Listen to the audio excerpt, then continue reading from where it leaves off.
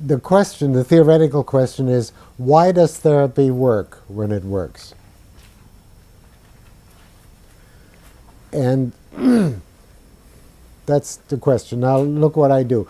First I get very specific about how I would like that question to go before I try to answer it. So how I would like it to go is, why would it help anybody to say, to talk about, to express their trouble? And this is, of course, what the person who doesn't know anything about therapy would ask you. You know, yeah, well, whenever I get into those things, I just feel bad.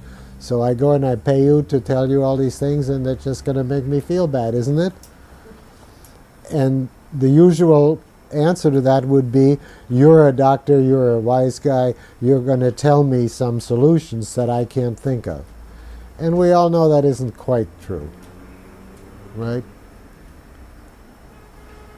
So the question is, if the therapist or the listener, whoever that might be, is not going to give answers to the person's problems, because we don't really know any answers, what is going on such that it sometimes helps to do this, right? It's probably the first question you ever thought of. It can't be a question that you haven't thought about.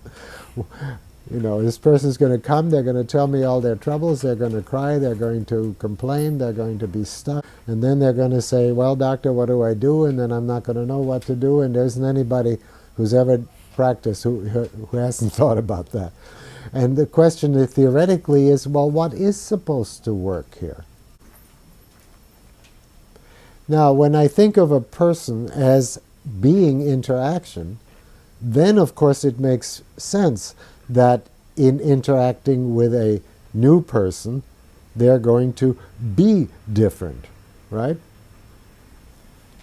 Now, they taught us that we're supposed to be an integrated individual, and that it's really too bad that we're so different with different people.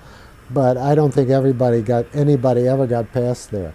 If you sense yourself in different relationships, how different you are with different people, and what different things they would say about you too from that difference. You know, it isn't so much that different friends of mine have different perspectives. I'm different with them. They're all telling you more or less some mix of the truth, and their own, of course.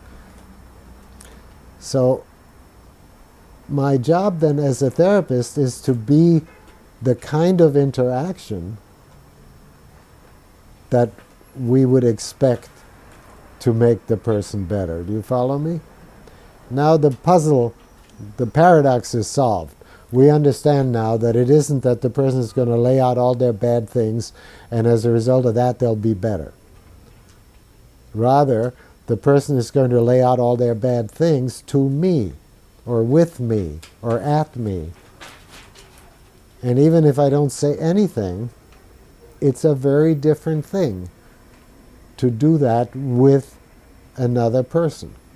Of course, then next we want to ask, well, what kind of person, and so on, and we'll get to that. But with each person, really, it's different, and it's very different from doing it alone.